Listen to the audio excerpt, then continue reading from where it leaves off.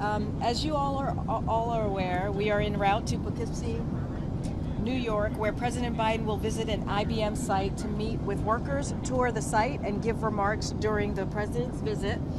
The company will announce a $20 billion investment over the next decade in R&D into design and manufacturing of semiconductors, mainframe technology, artificial intelligence, and the quantum computing across the Hudson Valley. These investments will create good-paying manufacturing jobs here in the United States. The president will be joined on today's tour by New York Governor Kathy Hochul, as well as Congressman Sean Patrick Maloney, Paul Tonka, and Pat Ryan. He'll be joined by the Intel CEO, Avrin Krishna, and today we'll have Brian Deese, who's standing right next to me, Director of the National Economic Council, joining us to talk through our domestic manufacturing boom, our strong labor market, and to answer any of your questions on economic development. But before I turn over to Brian, I have one thing that I wanted to say and share with you, which I think is very exciting. This Saturday and Sunday, the White House will continue its annual tradition of welcoming the public for fall garden tours. I know you guys have been waiting for this moment. This year will be the first time the White House has been able to host fall garden tours since the pandemic started. In April 2022, the White House hosted spring garden tours, marking the first opening of the White House gardens to the public during the Biden-Harris administration. This year, the President and the First Lady would like to especially thank and honor White House Grounds Superintendent Dale Haney. If you ever met him, he is a wonderful human being.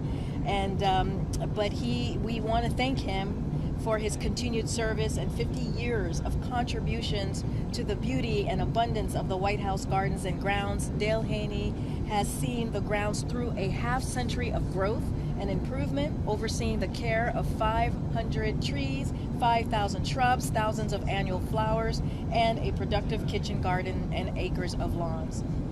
Dale began work in 1972 as a gardener during the presidency of Richard Nixon and has now served 10 presidents, supervising the work of the National Park Service's full-time staff of gardeners, maintenance workers, electricians, and plumbers.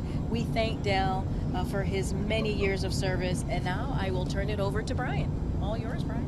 Great, thank you all. So we're going to spend the bulk of our time at IBM and in the tour and otherwise seeing what the company is planning with respect to expansion of its quantum computing capability and its mainframe production capability. But I just wanted to spend a minute on connecting this back and connecting the dots to our broader economic policy. You guys have heard me talk about the President's economic strategy in the context of an American industrial strategy. And if you think about the piece of legislation that we've now enacted, what you're seeing is a historic effort to lay the foundation with public investment for a unprecedented level of private investment in areas of significant economic where there is significant opportunity for increases in economic productivity, and also where we have an acute economic and national security need. And those things all come together here at IBM. One of the principal reasons why IBM is now making this expansion is because of the CHIPS and Science Act. They're not producing chips, but to have a long-term investment strategy in quantum computing capabilities, you need to have a reliable supply of leading-edge chips, and that's what we will now have in the United States as a result of this. And the IBM CEO will talk about that more today. It's a historic place. I believe President Eisenhower inaugurated this facility back in the 1950s. In addition, today there is a significant announcement of a battery manufacturing facility in Michigan, which we will not be hopping over to Michigan today, but $1.6 billion from a company called Our Next Energy, or ONE, to produce large capacity batteries in the United States. I draw this connection because in order to do that in the United States, you need a steady supply of computer chips to build these advanced batteries, and you also need the long-term incentives in the Inflation Reduction Act. All of this comes together as part of an industrial strategy which is really helping to drive a renaissance in American manufacturing. And domestic investment in these type of capabilities that we haven't seen in generations. And so we have a clear focus on a set of near-term economic challenges that we're working through, and I assume you guys will all ask me questions about in just a moment. But we're also focused on a long-term economic strategy to build this economy back on firmer foundations with more resilient supply chains, more domestic industrial capability, and today's announcements across the country and the tour we will take today, I think, is good evidence of that. So with that, I will turn it back to our fearless. The near term with OPEC, can you talk a little bit about what you see as being sort of at the 30,000-foot level, potential dangers to the U.S. and world economy because of these OPEC cuts? And the president, as he was departing, says there's alternatives. What are the alternatives that are being weighed right now? So the president's approach, our approach, and our strategy since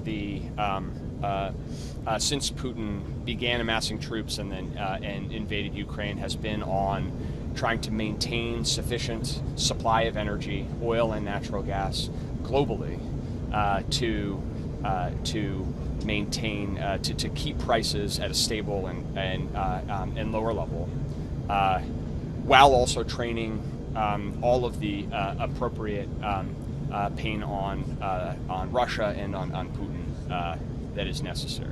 That has been and continues to be our strategy.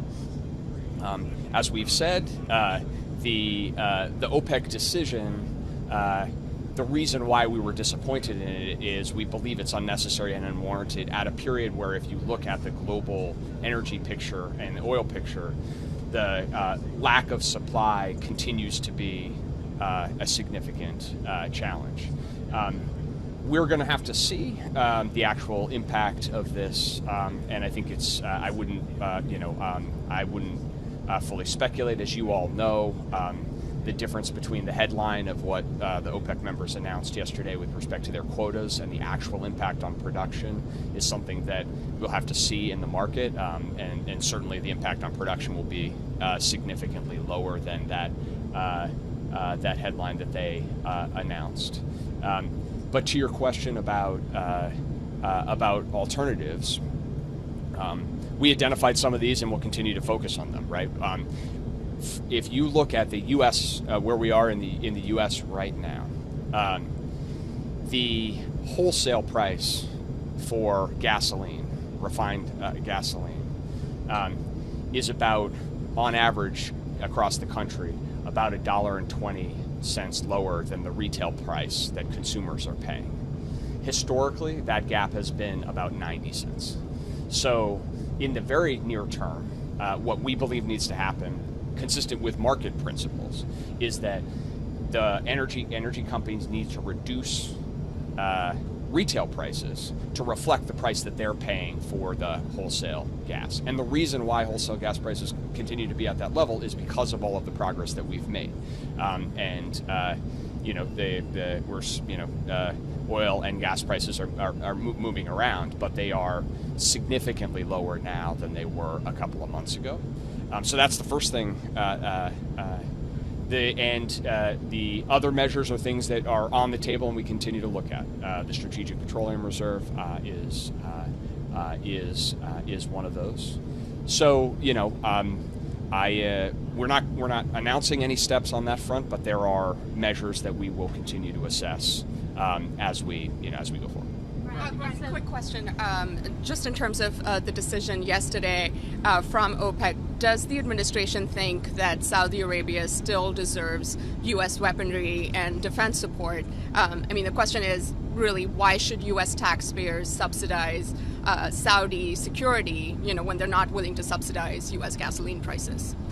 Yeah. So I have totally understand the question. I have no announcements about any of that today, and would say that, as we mentioned yesterday, we will be assessing and consulting closely with Congress around a range of issues on the back end of this. And beyond that, I don't want to get ahead of potential announcements by the administration. Right. Can I ask you to just kind of talk through your guys' thinking on some of this stuff? So, NOPEC legislation is out there. You have previously expressed concerns about it, but has the opinion changed on it? Export controls, is that something that, there are big pluses and minuses to it? Is it something under active discussion at this point? SPR, there's not a ton left that isn't kind of accounted for. Do you think that you can hit and make a impact with an so far unannounced SPR? Can you just kind of walk through where your guys' thinking is on each of these topics and what is closer to or more likely, or what you're leaning into? Because otherwise it seems, you have been finger wagging at oil companies for a year now about the gap between retail and wholesale, and it hasn't seemed to make a difference. So it seems like if you really want to address this problem, one of these other things is going to have to be in order, right? Yeah, so I'd start by by respectfully but strongly rebutting the last point, which is we have been actually looking at a set of tools and deploying tools, and over the course of the last couple set of months, you've seen that have very clear and tangible impact. So, you don't have to take my word for it. If you look at most serious oil market analysts, they would say, one of the most significant drivers of blunting oil price increases over the last set of 3 or 4 months was the president's decision to release 1 million barrels a day from the Strategic Petroleum Reserve. I was just talking about the, attacking oil companies over the price, for not the actual release from the SPR. If you look at the gap between wholesale and retail prices, it has come down. It hasn't come down enough, right? But it has come down. So compared to conversations we were having late spring or early summer, we're in a different position on those fronts. And I would think that is in part a reflection of U.S. policy and U.S. policy choices. And we've done that in the face of, I think we've talked about this and others, there's lots of oil calls of, prices are going to spike. When we were in the spring, before we deployed some of these tools, there were lots of projections that this summer we would see oil prices go to 140, 150, 180, 200, right? And so we have used our tools to an effect, including on the issue that you're describing. As we think about things going forward, look, on the congressional side, we were intentional in describing exactly how we are going to go about this, which is we're going to consult with Congress on additional measures. There are a number of those that have been put forward, debated for some time, and we're going to engage because we need to look at whether and what tools are necessary in that context. Including NOPEC. We're gonna consult on all of the ideas that are out there on the legislative side, and what I would say in the category of the other things you're mentioning is that what the president has directed us, and it continues to be the case, is to take nothing off of the table. And to assess the situation and bring recommendations and take recommendations. That's what we have done, and we have acted in a number of places where we've made that judgment. That's what we will continue to do, and we've been clear that for, in addition to trying to bring prices down to reflect market conditions, and then to and otherwise. There is a national economic and national security rationale behind making sure we have sufficient inventory across the country to manage and deal with contingencies and downsides. Where the president was in Florida yesterday to see the damage from the hurricane, and extraordinary damage that will be a huge effort to rebuild. Had that hurricane had a different trajectory, it could have had a much more significant impact on energy supply. And we need to look at the inventory situation across the country and regionally and make sure that we're positioned effectively. And we're gonna keep working with industry wherever we can to do that, but also have to consider measures if it's in the national interest. Trying to follow up on that. Is an export ban or limiting exports on gasoline and refined petroleum products one of the things that is still being considered and on the table? So what I was saying is we said I want to be clear on this, because we have said this before, and I will say this again. The president has directed that we have all options on the table, and that will continue to be the case. And so that's how we're approaching this question. How seriously is that being considered? Can you any sort of update on that? I don't have any update on that. And do you follow up on that? How do you think allies in Europe or in Asia would take a ban on exports? Have there been, international consultations about it? So, number one, we have and continue to be in extraordinarily close engagement with our partners and allies on the energy challenges that the world is facing, from the level of the president down to his senior team.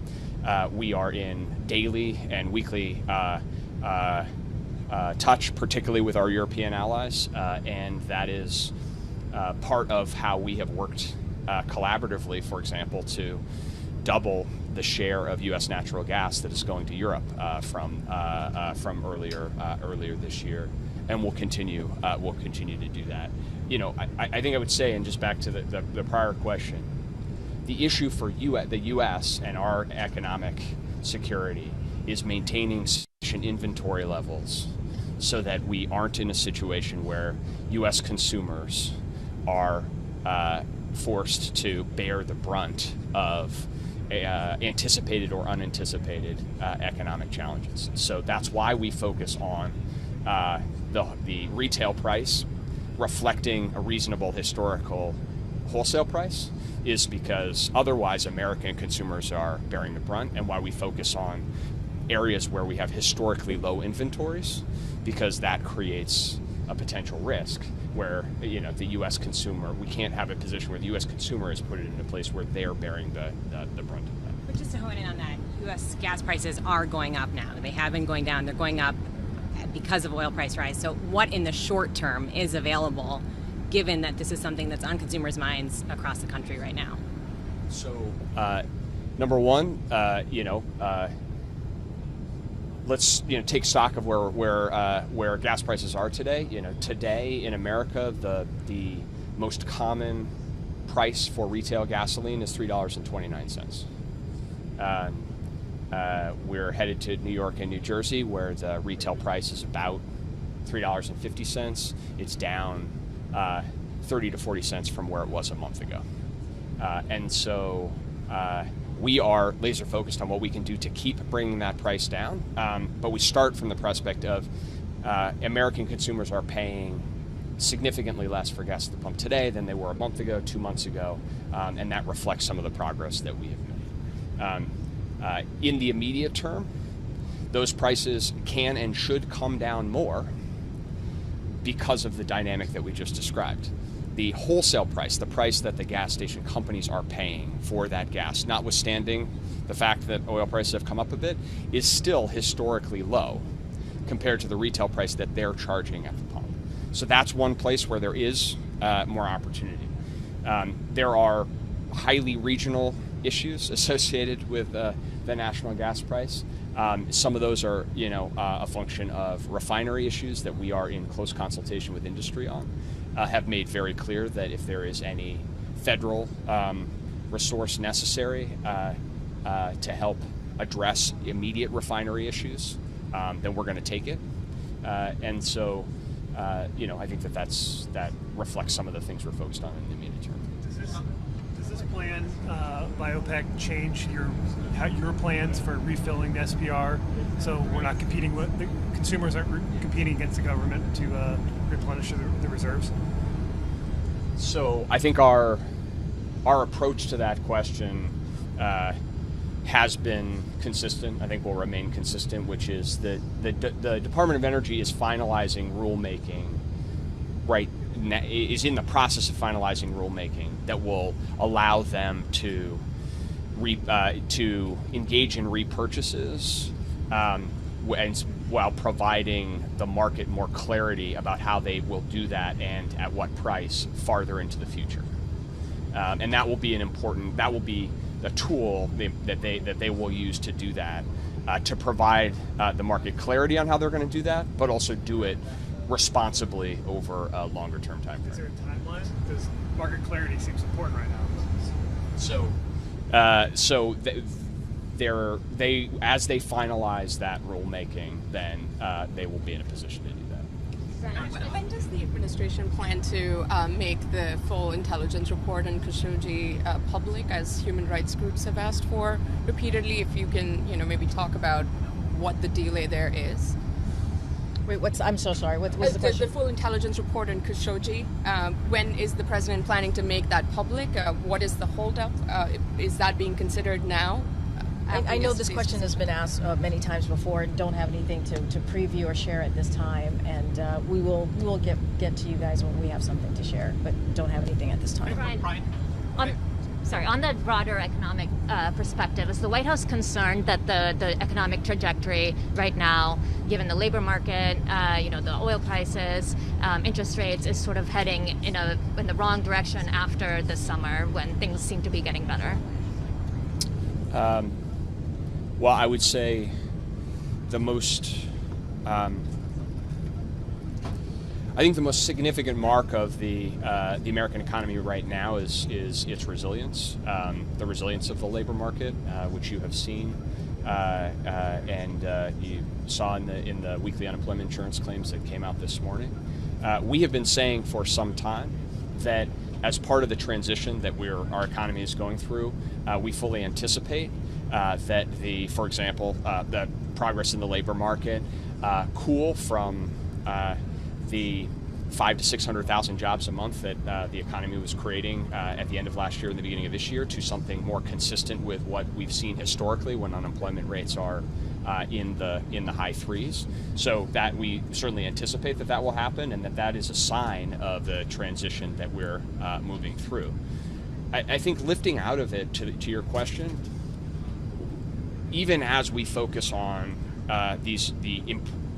the important near-term issues like dealing with refineries to try to keep the progress in gas prices coming down to sustaining, we are very focused on the long-term economic strategy that this president has had since taking office. And one of the key hallmarks of that is how do we build a more resilient economy, a stronger industrial base, an American manufacturing industry that can actually grow and sustain, and the follow-on benefits that has for communities across the country. And I think that is a story that is less told today, but bears significant focus. That's part of the reason for this trip, is that there are things happening in American manufacturing and domestic investment in key sectors that we haven't seen in generations. And so we're keeping an eye on what we can do to sustain that over the medium term. The last question, because we're about to land. IBM, Micron, right, was this week, and you mentioned the Michigan deal. Is there any, and I realize a lot of this is in the future, so people aren't seeing the immediate effects, but is there any frustration that you guys aren't getting credit in how the American folks see this administration building the economy? I think that the reason, you see the president doing what he's doing today and us doing is that we try to make sure that we are communicating clearly to people. But ultimately, it's not just, in the future. You go talk to the community of Syracuse, you talk to Poughkeepsie, folks in Poughkeepsie, they are seeing that when this kind of investment comes forward, even if the investment's going to operate over a decade, the initiation of that breathes life into communities and creates economic opportunity that is more durable.